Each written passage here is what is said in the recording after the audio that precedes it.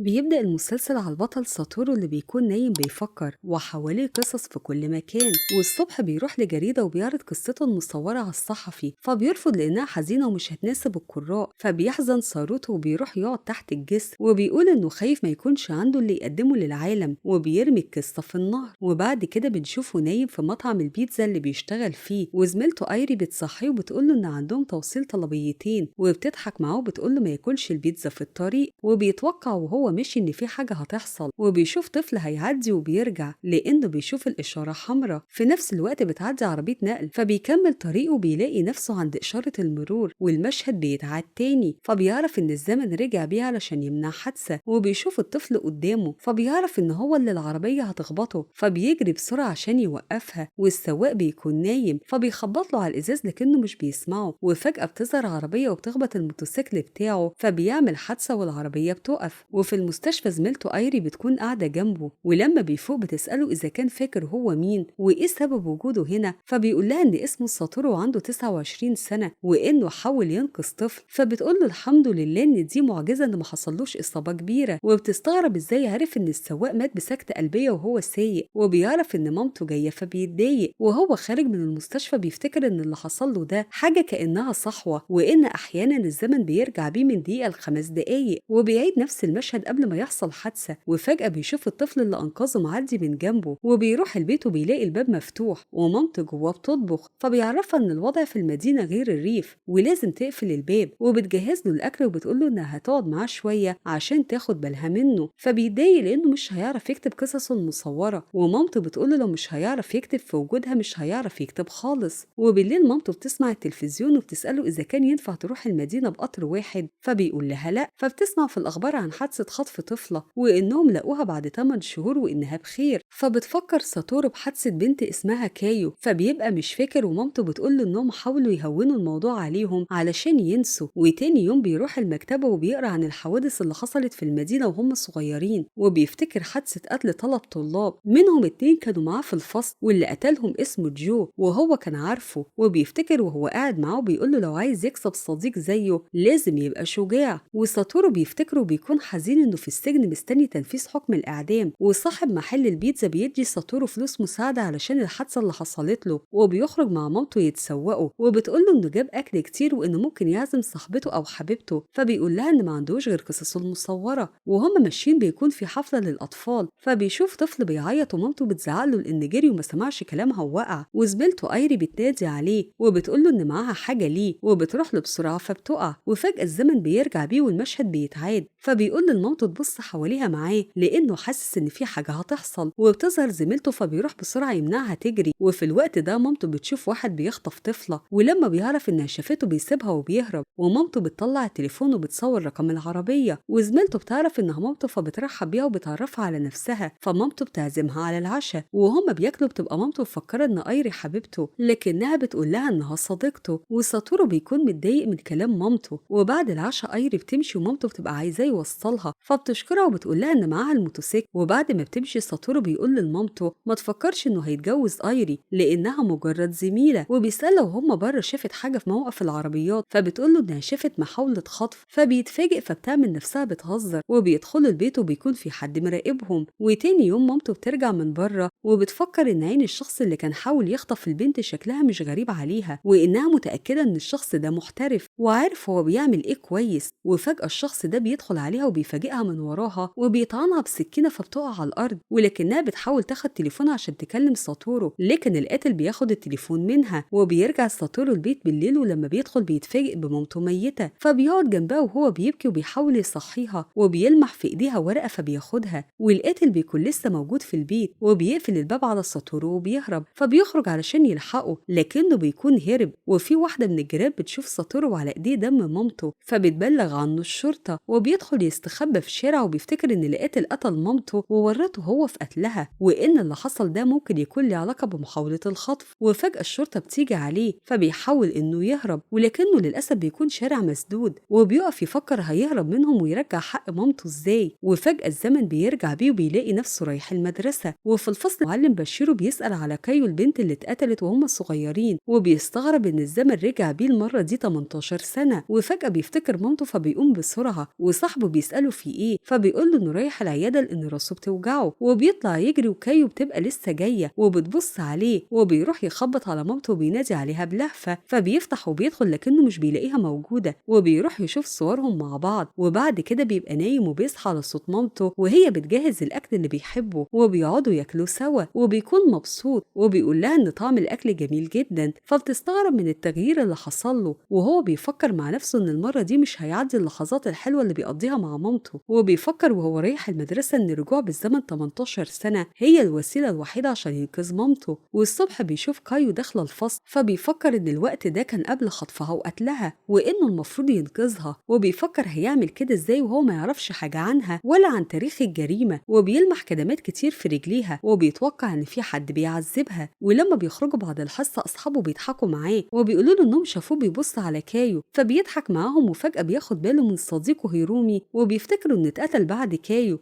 فبياخد القرار إنه هيتولى القضية. وبعد كده بيروح يتكلم مع كايو إنهم يبقوا أصحاب، فبتستغرب من اهتمامه وبتحس إنه مش طبيعي، وبتعرفوا إنها شافته بيجري وهو مروح، وبتسأله مامته مهمة عنده، فبيقول لها طبعا، وصاحبه كينيا بيبقى مستنيه وهو مروح، وبيعرفوا إن فهم إنه بيعمل حاجة لمصلحة كايو، وبيقول له إنهم كلهم هيساعدوه، وساتورو بيشكره، فصاحبه بيسأله عن المقالات وبيطلب منه يقراها، وبيروح البيت يطلع المقالات وبيقرا مقال كايو، وبتبقى كاتبة إنها لما تكبر شوية ويكون بإمكانها تروح أي مكان لوحدها عايزة تروح بلد بعيدة زي جزيرة ما يكونش فيها أي حزن ولا فيها ناس خصوصا مامتها، وتلعب وتعوم في البحر وتنام وقت ما تحب. فبيفهم إنها صرخة استغاثة منها. وهم راجعين من المدرسة ساتورو بيروح يتكلم مع كايو، وبتبقى حاسة إن لطفه معاها مش طبيعي، فبيقول لها إنه مضطر يعمل كده لأنه ما بيعرفش يتعامل مع الناس، فبتقول له إن هي كمان زيه، وبيديها دعوة عيد ميلاده، فبتسأله إيدك باردة وبتحط إيدها على إيده. وبعد ما بتمشي بيفتكر إنه قرا إنها لما اتخطفت واتقتلت كان عندها 10 سنين، وباقي زمايلهم كان عندهم 11 سنة، فبيعرف إنها اتقتلت قبل عيد ميلادها، وبيقولوا إنه لازم يعرف يوم عيد ميلادها عشان ينقذها. ولما بتوصل الفصل بيسألها على عيد ميلادها إمتى، فأصحابهم بيضحكوا وبيقولوا إنهم بيحبوا بعض، فبيندم إنه سألها وبيقول إنه لازم يعرفوا بسرعة. فبيروح للمعلم يشيرو وبيسأله، فبيقول له إنه هيساعده لأن كايو انطوائية ومحتاجة أصدقاء، وبيوريه الدفتر، فبيعرف إن عيد ميلادها نفس يوم عيد ميلاده وده اليوم اللي اتخطفت فيه. وبيروح لكايو البيت وبيخبط على الباب لكن محدش بيرد عليه، وبيشوف حاجتها مرمية على الأرض قدام باب المخزن، وبيلاقي الباب متوارب فبيفتحه وبيلاقيها نايمة على الأرض والكدمات مالية جسمها، فبيسألها إيه اللي حصل لها، فبتطلب منه يمشي لكن مامتها بتيجي من وراه وبتشده بره، وبتسأل كايو إيه اللي نايمها هنا، وبتقول لها بتهديد تقول لساتورو اللي حصل، فبتقول له إنها وقعت، فبتاخدها مامتها على البيت وهو واقف مصدوم. وفي المدرسة كايو بتيجي متأخرة، وساتورو بيروح للمعلم يشيرو بعد الحصة، وبيعرفوا إنها بتتأخر يوم الاثنين بسبب ضرب مامتها ليها يوم السبت، فبتستنى الكدمات تخف، والمعلم بيطلب منه يوعده ما يقولش لحد، وبيقول له إنه هيبلغ رعاية الأطفال لكنهم محتاجين يستجوبوا مامتها، لكن لما ده يحصل كايو هتسيب البلد، وساتورو بيقول له مش مهم طالما هتكون في أمان. وساتورو بيلم فلوس الغدا من الفصل وبيجي يديها للمدرس، فبيلاقيها اتسرقت، وزميلتهم ميساتو بتقول له كايو هي اللي سرقتها، وبتكون حاطة الفلوس عشان تحرجها قدام المدرس، لكن المدرس وساتورو بيثبتوا إن ما خدتش حاجة. ولما بيخرجوا كايو بتشكره، وساتورو بياكل مع مامته وبيعرفها إنه هيخرج، فبتديله فلوس وبيروح يطلب من صحابه يخرجوا مع بعض، فبيقولوا له إنهم مش فاضيين والأحسن يخرج مع كايو، فبيروح يستأذن من مامتها لكنها بتزعق له وبتكون هتضربه، لكن مامته بتيجي واللي بتكون لمحته ومشيت وراه وبتدافع عنه وبتزعق لمامة كايو. ولما بيمشوا بيسألها هو غلط، لكن مامته بتقول له إن اللي عمله صح. وفي الفصل ساتورو بيفكر إنه لازم يعمل أي حاجة عشان ينقذ مامته وأصحابه، وبيروح يقعد مع جو، بيعرفوا إن بقى عنده أصحاب كتير لما بقى شجاع، وبيخرج مع كايو يقضوا اليوم مع بعض، وبيروح تاني يوم ياخدها يحتفلوا سوا بعيد ميلادهم، ومامته بتعمل تورتتين ليه هو وكايو، وأصحابهم بيجيبوا لهم هدايا، وساتورو بيديها جوانتي هدية، فبتتكسف إنها ملحقتش تجهز هدية، فبيقول لها تديها له بكرة، وبياكلوا التورتة مع بعض، وبيفكر إن ده أول عيد ميلاد ليه بسبب وجود أصحابه، وبيروح يوصل كايو وبيرجع ينام. والصبح في المدرسة بيتصدم إنها مش موجودة، فبيحس بالخطر وبيجري على بيت كايو، وبيخبط على الباب وبيروح عند المخزن اللي كانت نايمة فيه، فبيشوف أثر رجلين على التلج، فبيفهم إنها اتخطفت وبيمشي وهو زعلان. وفي الفصل إن المدرس بيعرفهم إن كايو راحت تعيش مع جدتها، وساتورو بيروح البيت وهو حزين، ومامته بتقوله إن ملوش ذنب وبتقومه عشان ياكل معاها. وتاني يوم الصبح بيعرف إن أصدقائهم التانيين اتخطفوا، وبيروح عند بيت كايو ومامتها بتفتح الباب، فبيستخبى وبيشوفها بترمي هدوم كايو في الزبالة، فبيبقى منهار لأن ما فاتش أسبوع على غيابها، وبيشوف الجوانتي اللي عمله لها وبيتصدم وبيجري وهو بيصرخ. وفجأة بيرجع بيه الزمن لسنة 2006 وبيلاقي الشرطة قدامه فبيهرب منهم وبيفكر يروح يعرفهم اللي حصل، فبيخاف لأنهم مش هيصدقوه وبيقرر يلاقي القاتل بنفسه وبيجري فبيخبط في موتوسيكل فبيلاقيها زميلته ايري وبتاخد تليفونه وتقفله عشان محدش يوصل له وبتاخده معاها البيت وبتروح تجيب له اكل. وهو بيشوف ان تاريخ خطف كايو اتغير فبيعرف انه غير الزمن، وايري بترجع تلاقيه نايم وبيكون صعبان عليها. وصاحب محل البيتزا بيشوف في الاخبار ان ساتورو قتل مامته فبيروح عند بيت ايري وبيشوفه وهو طالع بيتها وبيمسك التليفون عشان يتصل بالشرطه، لكن بيتفاجئ بايري بتاخد التليفون وبتكسره وبتضربه على وشه وبتروح مع ساتورو عند النهر وبتعتذر له ان بيتها ما بقاش امان وبتديله تليفونها عشان يستخدمه وبتروح تجيب له فلوس. وفي الوقت ده بيلاقي رساله جايه لها من تليفون مامته واللي هو مع القاتل وبيقول لها انه ساتورو وبيطلب منها تستناه في اوضتها، فبيعرف ان القاتل رايح لها فبيجري علشان يلحقها، لكن القاتل بيفاجئ ايري وبيكون هيضربها بالسكينه فبتزقه وبتهرب من البلكونه، والقاتل بيفاجئها وبيشيل ايديها من على السور فبتقع. ولما ساتورو بيحاول يشيلها بيجي صاحب الشغل اللي بيشوفها وهو معدي وبيطلب منه ما يحركهاش من مكانها وبيمشي وبيطلب الاسعاف. وساتورو بيفكر ان القاتل وصل لايري وانه اقرب من اللي توقعه وبيلاقي ورقه في جيبه وبيفتكر انها كانت في ايد مامته لما اتقتلت، فبيتصل على صاحب الرقم وبيروح يقابله. ولما بيشوف ساتورو بيكون فرحان وبيعرفه بنفسه بيقول له انه سودا زميل مامته في الشغل. وفي المستشفى ايري بتفوق وبتسمع الشرطه بيتكلموا على انها ساعدت ساتورو في قتل مامته وبعد كده فكر يخلص منها، فبتستغرب لان ده ما حصلش. وساتورو بيروح مع سودا مكتبه وبيعرفوا ان مامته اتصلت بيه قبل ما تتقتل وانها كانت عارفه القاتل لكن مش متاكده من اسمه، وبيقول له ان في غلطه في خطه القاتل هتوصلهم ليه وبيديله تقرير كتبه عن الجرايم وبيقعد يقراه. بيعرفوا ان جو صاحبه متهم بقتل زمايله لانهم لقيوا الاثار اللي موجوده عند المخزن مطابقه لاحذيه عمال مصنع الاغذيه وده بتاع عيله جو، وانه معرفش يثبت كان فين وقت الحادثه. وايري بتقدر تهرب وبتتصل على ساتورو وبيروح يقابلها وبتقوله انها شافت وش القاتل وحاسه انها شافته في المطعم قبل كده. وفجاه الشرطه بتيجي وبيقبضوا على ساتورو وايري بتتاسف له فبيقول لها انها مش غلطانه وانه فرحان بوجودها في حياته. والشرطه بتركبه العربيه فبيزق اللي ماسكه وبيجري وفجاه بيرجع بيه الزمن وبيلاقي نفسه في الفصل وكايو لسه موجوده وصديقه كينيا وبيروح يساله لو كان خلص الكتاب اللي اداهوله يقراه فبيقول له لسه شويه، فبيطلب منه يخرجوا يتكلموا مع بعض وبيعرفوا انه مش اداه كتاب وبيساله هو مين لانه ما كانش بيتدخل في امور حد. وساتورو بيعرفوا ان كايو هتتقتل وانه عايز ينقذها، فصاحبه بيفرح انه بيدافع عن العداله. وبالليل بيكون نايم مع مامته وبيقول لها تفضل فاكره انها تقدر تروح المدينه بقطر واحد، فمامته بتستغرب. وتاني يوم بيبقى عيد الميلاد والاحتفال بيتعاد تاني وساتورو بيستأذن من مامته انه نسى حاجه في المدرسه وبيسيبهم يحتفلوا وبيروح عند مصنع الاغذيه وبيرمي حجر ملفوف في ورقه وبيكون مكتوب فيها الموت لك، فالازاز بيتكسر وجو بيتفاجئ وهو قاعد مع باباه وباباه بيطلب منه يبلغ البوليس وساتورو بيرتاح لانه كده هيبقى معروف مكان جو. وبعد كده بيروح يتخلص من مامة كايو بالصاعق اللي صنعه من الكاميرا زي ما شاف في المجله وبيفكر انها لو ماتت كايو مش هتتقتل، لكن بيجي كينيا وبيمنعه فبيطلب منه يساعده وبيروح البيت ياخد كايو يوصلها وفي الطريق بيسألها توافق لو خطفها وبيوديها استراحه قديمه. وكينيا بيجيب الموقد وبيطمنوا على كايو وبيمشي وهي بتنام. والصبح المعلم بيلاقيها غايبه فبيتصل على حمايه الطفل وبيكلم المسؤول. وبعد المدرسه ساتورو وكينيا وهيرومي بيروحوا يقعدوا مع كايو وبيلعبوا مع بعض وهي بتقول لهم عمرها ما كانت سعيده كده. وبالليل وكايو نايمه بتسمع صوت وبتشوف واحد بيدخل الاستراحه وبيحط شنطه وهو متضايق وهي بتبقى مستخبيه تحت الغطا وبتبص عليه من الشباك. والصبح ساتورو ومامته بتعمل له فطار وبتجهز له اكل ياخده معاه وساتورو بيروح لها وبيديها الاكل وبيمشي وبتبقى عايزه تقول له حاجه وبتفتح الاكل فبتلاقي مامته كاتبه لها ورقه انها بتتمنى الاكل يعجبها وانها حطت كل اللي ساتورو بيحبه. وفي المدرسه ساتورو بيعرف من المعلم ان مسؤولين رعايه الطفل هيروحوا لمامة كايو وانه هيروح معاهم، فبيقول في نفسه ان المعلم انسان طيب. والمدرس بياخد المسؤولين وبيروحوا بيت كايو فبيلاقوا مامتها هربت ومش موجوده وساتورو بيشوفهم وبيروح الاستراحه يعرف كايو اصحابه وبيقول لها ان الموضوع هيخلص قريب وانهم هياخدوها من مامتها، فبتقول له انها تكون سعيده وبتديك جوانتي اللي عملته له وبتقول له عيد ميلاد سعيد. فبيفتكر لما حطت ايدها على ايده كانت بتقيسها وبيفتكر لما شافه في الزباله قبل كده وبيعيط من الفرحه انه انقذها. وكايو بتحكي لهم عن الراجل اللي شافته والشنطه اللي سابها فبيروحوا يشوفوها فبيلاقوا حبال ولزق ورزاز الرذاذ، وساتورو بيفتكر التقرير اللي قراه إن القاتل رش عليها رذاذ علشان يجمدها، فبيفهم إنه كان رايح يقتل كايو، وبيقول لهم لازم يمشوا بسرعة لأن المكان ده مش أمان. وبيشوف قبل ما يمشوا كرتونة فحم فبيستغرب وبياخدهم وبيروحوا عند بيته، ومامته بتروح عليهم وبيفكرها هتضربهم، لكنها بتلعبهم وبتبقى مبسوطة من اللي هو عمله، وبتدخلهم ياكلوا من البرد. وبتتصل على المعلم ياشيرو تعرفوا إنهم رجعوا، فبيقول لها إنه عايز منها خدمة. وهم بياكلوا كايو بتفتكر وهي بتذاكر ومامتها قاعدة بتشرب، وبتقوم هي تجهز أكل لنفسها، وبتروح تدي مامة ساتورو علبة الأكل اللي بعتته ليها وبتشكرها، فبتقول لها المرة الجاية هنعمل الأكل مع بعض. فبتستغرب وبتفتكر مامتها وبتحط وشها في الحوض تغرقها في تلج عشان الكدمات تروح ومحدش يعرف، وبتعيط ومامة ساتورو بتحضنها. والصبح بيروحوا لمامة كايو فبتخرج تزعق لها وبتبقى هتضربها، فمامة ساتورو بتمنعها وبتتخانق معاها. والمعلم ياشيرو بيجيب مسؤولين رعاية الطفل وبيشوفوا اللي بيحصل وبياخدوا كايو، وساتورو بيشكره والمعلم بيقوله إنه شجاع، فبيفتكر باباه وإن ملوش ذكريات عنده. وكايو بتودعه وهي في العربية وبتبقى لابسة الجوانتي فبيلبس الجوانتي وبيودعها، وبعدها بيفكر إنه مستقبله بقى فاضي. فبيشوف أيري معدية من جنبه مش بتعرفه، فبيصحى وبيعرف إنه كان بيحلم، وبيستغرب إن إنقاذ كايو ما كانش كفاية إنه يرجع بالزمن ل 2006. وفي المدرسة أصحابه بيشوفوه مستسلم ونايم، والمدرس بيرجع لأنه نسى يديهم أوراق، فبيلاقي الطلبة روحوا وساتورو بيروح معاه لأنه عارف بيوتهم. وفي الطريق بيشكر المدرس وبيفكر إنه طيب، فبيلمح حاجة في درج العربية، والمدرس بيعترف له إنها مصاصة أدمنها لما بطل تدخين، وبيقول له إنه كشف سره، وبياكلوا سوا المصاصة وبيضحكوا. وكينيا بيروح يتكلم مع ساتورو إنه بقى شارد ومش زي الأول، فبيقول له يمكن علشان كايو بقت في أمان. فكينيا بيحكي له عن جريمة قتل طفل عندها 10 سنين حصلت في بلد جنبهم، وإن باباه ماسك القضية والموكل مصر إنه بريء. وساتورو بيسأله ماتت إزاي، فبيقول له إنها اتسممت بالفحم، فبيفتكر كرتونة الفحم اللي شافها في شنطة القاتل. والصبح بيروح مع كينيا وهيرومي يدوروا في المكان، وبيلاقوا آثار رجلين القاتل ومش بيلاقوا الشنطة ولا كرتونة الفحم، وبيعرفوا إن هو اللي قتل البنت. وكينيا بيقول له إنه مصدقه، وساتورو بيفرح وبيحس إن ده معنى الصداقة. وبيروح لجو يسأله عن آية، فبيعرف إنه حاول يكلمها لكن لقاها مش بتحب تتكلم مع حد، فبيفهم إنه بيحب يساعد الأطفال اللي عندهم مشاكل اللي زيه هو وكايو. وبياخد زمايله بيراقبوا آية، وكينيا بيكتب مواعيد المدرسة والدروس بتاعتها، وساتورو بيقول لهم هيستنى ولما تخلص الدرس هيمشي وراها علشان يقدر يعرف مكان بيتها. وهيرومي بيكون معجب بيه وبيحس إنه محقق، وبتخرج آية فساتورو بيروح وراها، لكن مامته بتيجي ومعاها حاجات كتير شايلاها وبتكون مش قادرة فبتناديه يشيل معاها، فبيتضايق لأنه مش التوقيت المناسب. وفجأة بيظهر المعلم ياشيرو وبيعرض عليهم يوصلهم، وساتورو بيشكره. وفي الطريق بيتكلم مع المعلم وبيعرف إنه متردد في الجواز بسبب إنه جرب وفشل، فبيسأله إزاي يقرب من بنته ويبقوا أصدقاء، فبينصحه يتعامل معاها بطبيعته ويعبر لها عن اهتمامه. وبعد كده بيروح هو وأصحابه يراقبوا آية، وبتبقى قاعدة بتقرا وبيروحوا يتكلموا معاها، وبتشاور لهم على المكان السري اللي بيتقابلوا فيه. وبيجي زميل ليهم اسمه كازو بيقول لهم تبقى تروح معاهم. وساتورو رايح المدرسة بيتفاجئ بكايو، وفي الفصل بيبص عليها وبيفكر في إنها هتيجي المدرسة من بيت جدتها كل يوم وترجع تاني، والمعلم ياشيرو هو اللي ساعدها. وبعد الحصة كازو بيقترح عليهم يروحوا كلهم المقر السري، وبيتفاجئوا وهما بيلعبوا إن آية جت وبتقعد تلعب مع كازو. وساتورو بيكون اطمن إنها مش هتبقى لوحدها. وتاني يوم في المدرسة كايو بتطلب من ساتورو يخرجوا مع بعض، وبتشكره لأنه بالنسبة لها البطل اللي أنقذها، وبتعرفه إنها قلقانة على زميلتهم ميساتو لأنها على طول وحيدة. وبيفهم إن ده حصل من وقت ما اتهمت كايو في فلوس الغدا. وبيرجع البيت بردان ومامته بتطلب منه يدخل يتدفى، وبيتفاجئ بزميلها وبيعرفه بنفسه إنه سودة. وساتورو بيعرف إنه جاي علشان الجرايم اللي بتحصل. وفي المدرسة كايو بتروح تطلب من ميساتو يروحوا سوا، فبتستغرب وبتمشي وبتسيبها. وكايو بتحس بخيبة أمل وبتتأسف لساتورو، فبيعرفها إن ميساتو ما بتبينش مشاعرها لكنه واثق إنها ما بقتش تكرهها، فبتفرح وبتعرفه إن ميساتو رايحة تشجع فريق الهوكي، فبيودعها وبيجري بسرعة. ولما بيوصل بيلاقي المعلم ياشيرو بيشجع الفريق، فبيقعد قريب من ميساتو يراقبها، وبتبقى قاعدة بتشرب شاي وبتقوم تروح على الحمام، فبيروح وراها وبيقف وهو محتار ومش عارف يعمل ايه. فبيفتح باب الطوارئ وبيلاقيها، وبيشوف عربية الشغل بتاعت عيلة صاحبه جو. والمعلم ياشيرو بيخرج وراه وبيسأله لو محتاج الحمام، فساتورو بيطلب منه يساعده. وفي الطريق بيعرفوا ان ميساتو في العربية اللي قدامهم، وبيعترف له انه قام بدور المحقق وحاول ينقذ اصحابه. والمعلم بيديله شاي عشان يسترخي، وبيحكي له ان اي حاجة الانسان بيعملها بيكمل نقص جواه بيها سواء خير او شر. وساتورو بيفتكر انه قال لهم لهم الكلام ده قبل كده وبيحس إنه متوتر، فبيفتح الدرج يجيب له مصاصة عشان يهدى، فبيلاقي دواء منوم ودواء ملين، فبيتصدم. والمعلم بيدخل بالعربية من مكان تاني وبيعرفوا إن ميساتو مش في عربية عيلة جو، وساتورو بيتصدم وبيحاول يفك حزام العربية لكن مش بيعرف. والمعلم بيحكي له اللي عمله وإنه حط الملين لميساتو في الشاي وطلب أكل من عيلة جو، وبيكشف له شكله الحقيقي وبيقول له إنه كان مستمتع بمحاصرته ليه وكأنه بيشوف المستقبل. وساتورو بيحس قد إيه هو كان غبي ومعرفش إنه هو المجرم، وبيدوخ من المنوم. والمدرس بيحكي له إنه بقى كده بسبب أخوه الكبير اللي كان بيضربه كل يوم بسبب حب مامته وباباه ليه، وبعد كده بطل يضربه واستبدله بحاجة تانية، وإنه بقى يضحك على البنات الصغيرة ويجيبهم عنده ويوقفه هو حراسة، لغاية ما في مرة قتل بنت عشان ما تصرخش، فأخد قرار إنه لازم يقتله ويحط على المنشفة ويبان إن هو اللي اتخلص من حياته. وبعد كده اكتشف إن أخوه جواه وبدأ يموت البنات الصغيرة، وبيقف عند المية وبيقول له اللعبة انتهت، وبينزل وبيدور العربية وبيسيبها تغرق. ومامة ساتورو بتبقى قلقانة عليه وبيجي لها اتصال وبتقع في الأرض. والصبح المعلم بيعرفوا إن ساتورو عمل حادثة وحالته صعبة، وبنشوف كاي وكينيا وهيرومي بيعيطوا. وبعد كده بنشوف مامته بتشتغل في محل أكل وبتخرج مع سودا وبيديها دعوة للمكان اللي ساتورو قال لها تنفع تروحوا بالقطر، وبتفكر هو قال لها كده ليه. وبنشوف سودا بيقابل كينيا بعد ما كبر وبقى محامي وبيكون حزين بسبب إنهم معرفوش القاتل، وسودا بيقنعه يتعاون معاه علشان يوصلوا له. وبنشوف أحداث في 2003 ومامة ساتورو مروحة البيت اللي نقلوا فيه في المدينة، وبتدخل تطمن على ساتورو اللي كبر ولسه في غيبوبة، وبترتب الهدوم وهي بتسمع موسيقى، فبتلاقي الصوت بيقطع، فبتروح تطفيه وبتبص على ساتورو وبتكون مصدومة وتبدأ تعيط لأنها بتتفاجئ إنه بيفتح عينيه. وكينيا بيبقى في المكتب مع سودا، فبتجيله رسالة من مامة ساتورو إنه فاق. وفي المستشفى الدكتور بيطمن على ساتورو وبيعرفوا إنه ما حصلوش ضمور في العضلات بفضل إن مامته كانت بتعمل له تمارين لمدة 4 ساعات كل يوم، وبيختبر ذاكرته فبيلاقي إنه مش فاكر حاجة، فبيطلب من مامته تدخل كينيا وهيرومي، فبيفتكرهم وبيعرف إن كينيا بقى محامي وهيرومي دكتور. وكينيا بيبقى عايز يتكلم معاه لكن مامته بتقطعه لأنها بتخاف على ساتورو. ولما بتخرج تودعهم كينيا بيديها ملف جمع فيه كل حاجة عن اللي حصل لساتورو، وبيقول لها لو فكرت ترميه هيكون متفهم لأنها هي اللي قدرت تصحي ساتورو من الغيبوبة. وساتورو بيلاقي جنبه مراية بيشوف فيها نفسه، فبيحس إن جزء منه ناقص. وتاني يوم وهو بيعمل علاج طبيعي في الجنينة بيتفاجئ بكايو رايحة تزوره معاها بنتها، وبيعرف إنها اتجوزت هيرومي وإن بفضله بقى عندها أسرة بعد ما كانت وحيدة، وبتبقى حاسة بالذنب إنهم عاشوا حياتهم وهو في غيبوبة وإنها ممكن تكون سبب في اللي حصل له، فبيطلب منها ما تحسش بالذنب لأن هي مش مسؤولة عن حاجة. وبيطلب من الممرضة قلم رصاص وورق وبيرسم صورة لكايو شايلة بنتها، وبيستغرب إنه بيعرف يرسم كده. وبالليل بيسأل مامته هي ليه ما منعتش كايو تتكلم معاه، فبتقول له إنها حاسة بالذنب إنها عملت كده مع كينيا، وبتديله المذكرة اللي سابها له وبيقراها وبيعرف إن يوم الحادثة الدكتورة كانت معدية وهي اللي أنقذته، وإن أصحابه عمرهم ما سابوه وفضلوا يجمعوا له تبرعات ويكافحوا معاه لأنه صاحب الفضل في إنهم لسه عايشين. فبيتأثر ساتورو بكلامهم. وفي جلسة العلاج الطبيعي بيكون تعبان جدا لكنه بيشوف بنت الصغيرة مريضة فبيكمل، وهي بتشجعه وبيقعدوا يتكلموا مع بعض، وبيعرف إنها هتعمل عملية صعبة في المخ وإنها خايفة تموت، فبيطمنها وبيطلب منها تبتسم. وبيشوف صحفي بيصوره من ورا الشجر وبيقول إن ساتورو كبر لكن عقله زي الأطفال. وفجأة بتيجي ايري تاخد منه الكاميرا فبيزعق لها وبتضربه في وشه وبتقطع الشريط وبتديله الكاميرا. وساتورو بيتوتر وبيحس إنه يعرفها، وبتعمل نفس الحركة اللي عملتها لما قابلها وهو بيتسوق مع مامته، فبيفتكرها وبيقول ايري وبيغمى عليه وبيقع على الأرض. وايري والبنت المريضة وبيروحوا يطمنوا عليه وبيفقد الوعي تاني لغاية 2005، وبيفتكر جزء صغير من ذكرياته وهو صغير وهو بيعمل العلاج الطبيعي. بيفكر إن في أجزاء مهمة من ذاكرته ناقصة وإنه لازم يستعيدها بسرعة. وفجأة بيفتكر ايري وإنه لما شاف الذاكرة رجعت له، وبيسمع صوت كومي وبيعرف إنها عملت العملية وإنها خفت وبتشكره لأنه طمنها. وفي الوقت ده بيظهر القاتل وبيكون شايف ساتورو وهو قاعد مع كومي، فبيعرف إنه فاق فبترجع له رغبة القتل تاني. وساتورو بيطلب من مدير المستشفى يديله إذن يخرج منها، والدكتور بيكون خايف يحصل له انتكاسة لكن بيوافق لما بيعرف إنه عايز يستعيد ذكرياته. وساتورو بيشكره وبيخرج الشارع وبيمشي بصعوبة، وبيبتدي يشوف ذكريات لما كان بيوصل البيتزا وبينقذ طفل من الموت. وبيفتكر ايري لما كانت معاه في المستشفى ولما ساعدته يهرب من الشرطة وإنها كانت مصدقاه، فبيتفاجئ إنها قدامه وبيكون هيشاور لها، فبيفتكر لما المجرم رماها من البلكونة وإنها اتبهدلت بسببه، فبيقف ساكت وهي بتعدي من جنبه ومش بتفتكره. وفي المستشفى بيعلقوا إعلانات عن رحلة وكومي بتروح بتروح أوضة ساتورو بتوريهم الإعلان وبتطلب منه هو ومامته يروحوا معاها وبيوافقوا. وفي الطريق بيكون اللي سايق العربية هو المعلم القاتل، ولما بيوصلوا المعسكر بيستغل انشغالهم وبيسرق تليفون مامة ساتورو وبياخد كرتونة من العربية فبتلمحه وهو ماشي وبتفتكر إنها تعرفه، وبيروح كوخ بعيد يجهز أدوات القتل. وساتورو بيعرف من مامته إنها شافت المعلم ياشيرو فبيستغرب فبتقوله إنها بتهزر. وبعد الغدا بيكون في مسابقة جمع أختام وكومي بتحاول تكسب هي وساتورو، لكن بيبقى مش قادر يمشي ومامته بتطلب منه الساعة وبتبقى مفكرة إنها نسيت تليفونها، وكومي بتقعد جنبها وبتبقى عايزة تعرفها حاجة. وساتورو بيروح يقعد بعيد وبيكلم كينيا وبيعرفوا إن بعد عن كومي فبيقوله إنه هيراقبها من مكانه. وبنشوف أحداث قبل كده وساتورو مع كينيا وبيكون افتكر كل حاجة وإن المعلم ياشيرو هو القاتل، فبيعرف إن كينيا كشفه وكان مستني إنه يفتكر عشان ما يأثرش بشكه على ذاكرته. وكينيا بيفهم إنه فخ القتل كومي ولزق التهمة بساتورو لما بيشوف اسم القاتل اللي غيره في مسؤولين الرحلة. وبنرجع للوقت الحالي والقاتل بيبعت رسالة على تليفون كومي من تليفون مامة ساتورو وبيطلب منها تروح الكوخ. وبنشوف قبل كده وساتورو بيبدل تليفونه معاها، وفي الوقت ده القاتل بيكون مستني كومي، ولما مش بتروح بيعرف إن ساتورو رجعت له الذاكرة فبيضحك بشكل هستيري وبيقول له إنه هينتقل للخطة التانية. ومامة ساتورو بتروح تقعد معاه تطمن عليه فبيسألها عن كومي فبتقول له إنها راحت المكان اللي قالها عليه في الرسالة اللي حطها في شنطتها. فبيفهم ساتورو إن القاتل غير خطته فبيمشي بسرعة علشان يلحقها وبيكون تعبان جدا فبيفتكر كلام الدكتور معاه عن الإرادة فبيتحرك بسرعة. وفي الوقت ده بتكون كومي رايحة المكان وفجأة بتشوف حد وبتبقى مرعوبة فبيحط إيده على بقها وبيوصل ساتورو فبيلاقي كومي مع سودا اللي بيكون بعت له رسالة علشان يلحقها بسبب حركته البطيئة. والقاتل بيبعت لساتورو رسالة من تليفون مامته يقابله عند الجسر وبيكون بيجهز فخ فبيتفاجئ بساتورو قدامه فبيستغرب لأنه سبقه لأنه كشف خطته وبيشوف لمعة في عينين ساتورو وبيعرف منه إنه هينتصر فبيقرر إنه يفجر نفسه ويموتوا هما الاتنين سوا. لكن ساتورو بيفاجئه وبياخده وبينطوا في المية والشرطة بتيجي وكينيا وسودا بيكونوا مستنيين ساتورو في قارب وبيخرجوه ومامته بتروح عليهم وبيفكروها هتضربهم لكنها بتطبطب عليهم وبتعيط إنهم قدروا أخيرا يوقعوا القاتل. والشرطة بيحققوا معاه وبيعترف بكل حاجة. وساتورو بيروح لكينيا المكتب وبيعرف إن القاتل اتحكم عليه بالإعدام وده أقل تعويض عن عمره والألم اللي شافته الناس اللي اتحكم عليهم ظلم. وبيشكر ساتورو على شجاعته فبيقول له إنه نجح بفضل وجوده معاه وإنه حاسس إنهم بقوا أبطال وبيسلموا على بعض. وبيحول ساتورو وبينجح وبيحول قصته المصورة لمسلسل تلفزيوني وبيشتغل في الجريدة اللي رفضته قبل كده وبيخرج يتابع لوحة المجلة. فبيجي الصحفي قراته وهو جايب مشروباته وبيحتفله وبيضايق لما بيلاقيه مش موجود لأنه كلف نفسه وبيحط إيده على كرسي ساتورو وبيقول إنه هيبقى رجل أعمال كبير. ومامته بتجهز حلويات عشان يحتفلوا وبتبقى فرحانة. وساتورو ماشي بيفكر إن ما حصلوش صحوة من وقت ما فاق من الغيبوبة والسبب إن الوقت الحالي هو الزمن الحقيقي. وبيروح يقعد تحت الجسر وبيفكر إن أصدقائه ما سابوهوش طول ال15 سنة اللي قضاها في غيبوبة. وبيشوف حد جنبه وبيكون هو لما كان صغير والشخصيتين بيضحكوا لبعض وفجأة الصغير بيختفي وبيبص عليه فبيشوف حد جاي وبتكون ايري وبتطلب منه تفضل معاه لغاية ما التلج يهدى فبيبتسم وبيفتكر الماضي فبيفكر ان المستقبل اتحول لفراغ. ولغاية هنا بيخلص مسلسلنا النهاردة. اتمنى تشتركوا في القناة وتفعلوا زر الجرس عشان يوصلكم منا كل جديد.